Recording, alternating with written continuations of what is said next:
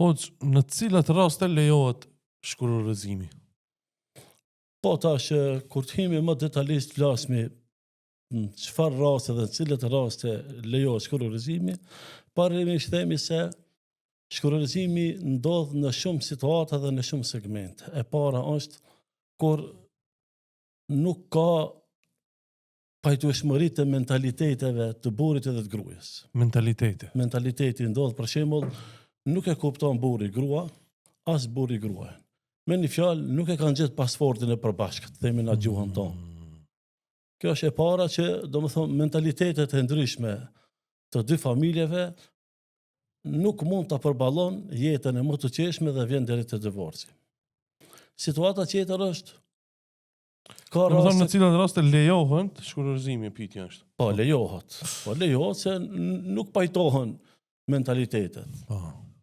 Për shembull, burri mundet me qenë në nivelin shumë të lartë të arsimit, ai ndoshta nuk është shumë arsimuar, edhe nuk përputhet fjalorit të ta, edhe nuk shkon jeta si duhet. Nuk do me thonë se nëse është kështu edhe paqare munda, se kemi na shumë raste ku bashortja është në nivel të lartë të arsimit edhe bashorti nuk është edhe jetojnë. Por ka situata kur nuk pajtohen mentalitetet edhe vjen deri te ndarja dhe shkak bëhet ndarja. Kriza ekonomike ka bot vetë. Ka raste kur kriza ekonomike dhe papunësia nuk vjen me të parën, ose të kohën e parë, ose kohën e dytë, por brenda një kohë bukur të mirë, vetëm se vjen ajo nga brenda që del nervoza nga bashorti dhe del nervoza nga bashortja për shkak krizës ekonomike, ka shkaqe që të cilët ndodh edhe divorci. Kemi divorc kur nuk respektohet njëri tjetri. S'ka respekt burrit ndaj gruas ose gruaja ndaj burrit. Kemi situata kur ka edhe tradhti. Kur ndodh tradhtia, atëherë themi edhe në tradhti, nëse s'ka falje, edhe nëse nuk ka mbules ose që mbulojnë njëri tjetrin, që lejohet nëse dikush që të panal me gjë. Prej të tradhtia. Domethënë janë burri gruaja, çift, dhe ndodh tradhtia. Si duhet me vepru në këtë rast? Shiko, feja ka ardhën për me mbulu njëri tjetrin. Nuk ka ardhën për ta zbulu tmetën. Nuk ka ardhur për ta zbulu mbarë. Ka raste ku burri është turpru, ose ka gabu.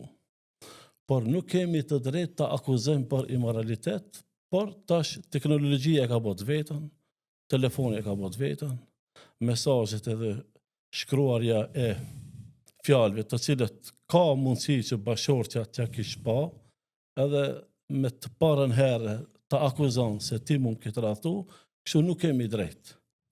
Edhe pse ka gjasa tjetër tradhti, sipas fjalëve të cilët janë brenda, por tash themi çka është më e mira? Më e mira është të mbulon. E kur themi më e mira është të mbulon, kemi rastet nga tuti anët. Kur burri mund të gabon, por ka situata që edhe gruaja mund të gabon. Momentin që gabon burrin këtë rast ta quajna tradhti, se tradhtia nuk është vetëm se në atë çka neve na shkon mendja, me njerë kur themi më ka tradhtu, do me thonë me njerë ka shku me një burr tjetër, ose ka shku burri me një grua tjetër. Nuk është tradhtia vetëm këtë vijë. Tradhtia mundet me ndodhë shumë aspekte. Ka tradhti, për shembull, në emanet. Ka tradhti në pasurinë e burrit. Ka tradhti në mallin e gruas. Ka tradhti pasurinë e vjerit. Ka tradhti shembull në emanetet të cilat ja ka dhënë fjalën burrit që mos tregon. Edhe ai ka treguar, dhe kjo është tradhti. Edhe ka tradhti të cilat para martesës nuk është tregu rasti. Për shembull, ka qenë e smund gruaja, ka pas një diagnozë për diagnozave të ndryshme, edhe nuk e ka tregu këtë diagnozë. Edhe burri nuk e ka ditë këtë rast. Në renda martesës e ka hetu se personi janë fjalë është e smund me diagnozë, për shembull, e ka epilepsinë. Edhe nëse është me epilepsi, është një smuje të cilën trajtohet me medikamente dhe është smuje, nuk është shumë e lehtë, por as nuk themi thë shumë e rëndë, por është smuje. Edhe tash kur ta kesh epilepsin, duhet që të tregojsh bashortit para se të martohesh se unë jam me epilepsi. Po momentin që martohesh, edhe familja e kupton se ti je me epilepsi, a nuk e ke tregu, kjo që tradhti. Shumë e qartë është. Që tradhti, e tash në këtë rast kur e kupton dhe kur mund të ta kupton burri, mund të shkon shumë muaj, ta heton se ajo ka sulme epilepsike, e ku të ketë sulme, momentin e parë, ose momentin e ditë, unë e tregoj kështu se ka pas një rast, edhe ky rast më ka pru mua me thonë se tradhtia nuk është vetëm se na që e kuptojmë. Ti të fol nga përvoja që e ke, prej rasteve të ndryshme. Po, tradhti të ndryshme, edhe një prej tradhtive është edhe kjo, që ato kanë menduar se këto sulme dhe kjo alivanosje e gruas, në këtë rast e bashortës, është prej sulmeve të xhinëve dhe sihrit, por e nuk ka pas sulme të xhinëve, as nuk ka qenë nga smuja e magjisë, por ka qenë smuja për epilepsisë, që duhet dhe i ka pi medikamentet të cilat ja ka dhënë neurologu. Në situatat të këtilla, kur hetohet tradhtia, a lejohet divorci, pa lejohet divorci. Po nëse pyetë çka është më mirë është burri që ambulon dhe ta vazhdon jetën, por e ka të drejtën ta shkurorëzon dhe të lirohet prej sajna për shkak mos tregimit të drejtë të rastit, edhe kjo quhet, domethënë në islam tradhti. E mirë, do shta më ndërlidh të tradhtia, jena alat të tradhtia. Burri, nëse e zgjen gruajën, ose gruaja nëse e zgjen burrin duke tradhtu, domethënë me argument, jo me dyshime, se zakonisht shumë ka dyshime, kupton, jo duhet të ambuloj dhe të vazhdoj, është këshilla juaj, apo hoç? Kështu, faktikisht Islami, kur është pyetje i moraliteti, na mëson se duhet të ketë 4 dëshmitar. 4 dëshmitar duhet ta shohin me syt life ose haptasi. Nëse 3 veta thojnë po, i 4 i thotë jo, nuk më dukte se janë duke bërë moralitet, nuk pranohet jurisprudencën islame. Bile akuzohen ato 3 me 80 shkopi. Pse? Sepse nuk keni argument. Argumenti është për duhet 4 dëshmitar. Pse ka ardhur feja me 4 dëshmitar? Feja ka ardhur me 4 dëshmitar që të ruhet nderi, të mbulohet turpi. Në këtë rast, video, telefoni, kamera, incizimi, gjitha këto nuk pranohen. Në islam nuk pranohet. Nuk pranohet. Edhe nëse e sheh për shembull mesazh që ka tradhtu, ti e kupton, apo? Tash mesazhi është diçka tjetër. Na shembull i besojna mesazhit, i besojna teknologjisë, i besojna fjalëve, e besojmë chatin, i besojmë gjitha, por nuk guxojmë dhe s'kemi argument ta akuzojmë se s'kemi 4 dëshmitar. Shumë e qartë. Nëse s'kemi 4 dëshmitar, por ke dyshime, këtë rast a lejohet as lejohet, na themi lejon feja dhe ta lejon feja ta shkurorizosh, por jo ta akuzosh dhe t'ja vnesh një etiket gruas, ose gruaja t'ja vnon burrit, edhe kundërta. Po, po. E në kësaj situata, tash çka është më së miri? Më së miri është një tjetrin ta mbulojmë. Por është një mentalitet të na shqiptarët se kur burri ka hapësirë dhe mundësi të gabon, të rshqet, ose të shkruan me dikan, edhe gruaja në këtë rast e shef dhe e ka pa, në shumicën e rasteve, gruaja din të falë.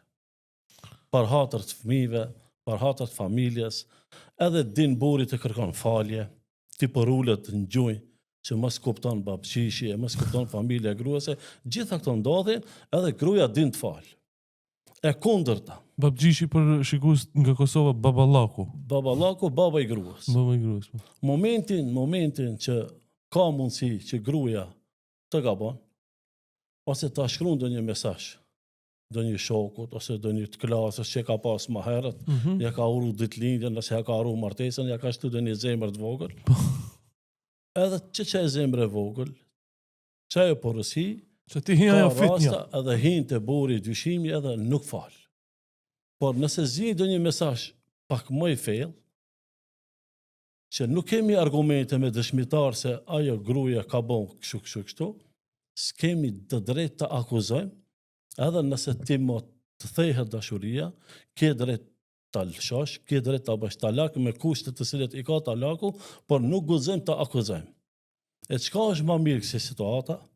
Nëse s'kemi argumentet të qarta, ndash gruaja ndaj burrit, ndash burri ndaj gruas, më mirë është të mbulojmë njëri tjetrin dhe të vazhdojmë jetën. Kjo është më e mira, në fe po flas. Me kusht mos me vazhdu në gabime tjera. Na prap do të gabojmë në dikun tjetër. Po në këtë Por nëse aspekt është tradhtis. Në këtë aspekt, atëherë duhet të kemi kujdes. Por na themi në përgjithësi e këshillojmë. Por i këshillojmë edhe 3 tonë dhe 3 tona që na të kemi kujdes se me një qah nuk ka lojë.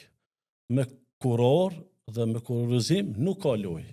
Por atë duhet të mbrohet se kurorizimi dhe nishaja është një ibadet dhe është një punë e shenjtë. E këtë rast kur s'ka bashkëjetesë, edhe kur nuk mundësohet më jeta më të që për shkak të X problemeve të shumta, talaku dhe shkurorizimi nuk na hik neve. Edhe ajo është po pika e fundit të cilët duhet ta veprojmë edhe pse në Islam është i lejuar pra shkurorizimi. Në më thonë, tradhtia në raste, jemi të pyetja në cilat raste lejohet shkurorizimi. Në raste tradhtis, tjera raste a ka hoç? Në përkujtum, nëse mentalitetin e përputhur. Mentaliteti, po. Kemi rastet e ekonomisë, kemi raste mos respekti. Çish në raste e ekonomisë? Për shembull, papunësi e madhe, fukarallëk i madh, njëri tjetri nuk mund të duron. Ka jetu për shembull gruaja në familjen e babës pak më luks, ka ardhur burri e ka gjetë vetëm pak më me skamje, në momentin që burri sprovohet dhe nuk punon, edhe ai nuk punon, edhe ndodh që me pas kriza ekonomike, jo për shkak që s'kanë me hangër dhe me pi, por nuk mundën t'i plotësojnë disa sende të cilat i kanë të qerit. Edhe kjo krizë ekonomike e bje punën që her pas her ndodh që njëri tjetrin mos tolerojnë edhe të deri te shkurorizimi. Lejohet. Po lejohet. Do më thonë, gruaja, unë si shem të e po, gruaja martohet me, do më thonë një çift martohet. Në momentin që dështon burri e ka për obligim ta mbron dhe ta ruan gruaja, në ka emanet. A me shtesh ka ras, ka pare. S'ka pare. Gruaja i lejohet me thonë unë çaç shkova. Nuk mundën se tash ku shkoi gruaja, a fëmijët e ruajt punon. Pastaj edhe nëse punon gruaja, burri s'punon, por edhe është i alkoolit, është i varur, ose ka elemente narkotike, ose ka elemente drogës, ose ka elemente veseve të kazinos. Janë devijime të hatashme dhe janë devijime të rënda. Devijimi i drogës nuk është i lehtë. Devijimi i alkoolit nuk është i lehtë. Devijimi i kazinos nuk është i lehtë. Gjitha këto devijime ka kosto dhe ka çmim. Edhe ka harxhime të mëdha. Edhe këto harxhime me atë rrok minimale të cilën e marrin nuk durohet. Edhe vjen deri te çka? Deri te mosdërimi, deri te mosdashja dhe vjen deri te shkurorizimi. E ke parasysh si vjen etapat. Hoxhu në për të kazino, për të droga s'ka fjalë, të i lejohet gruas me i thonë çaç më unë du më do. Po ama tash shkurorizimi ndodh, tash mundet me kohë edhe kundërta. Mundet me kon burri jo i alkoolit, gruaja me qenë. Po, mundet me kon burri, e ke parasysh tash ne jemi të nuk flasim se vetëm burri është i kazinos, ose vetëm burri është i harxhimeve, gruaja nuk është. Ka mundësi edhe kjo tjetër.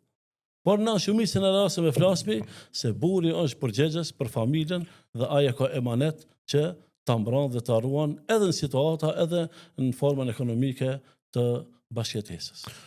Unë mendoj se gruaja nëse e shet që burri nuk është i hec financiarisht, më mirë është sabër me bon se sa mu shkurorizua. Na atë edhe thash. Shkurorizimi është pika e fundit. Momentin që i shteren gjitha mundësit. Edhe këtu, kur ka krizë, puna e parë është që na duhet ta ndihmojmë atë familje. Mos vere deri te ndarja.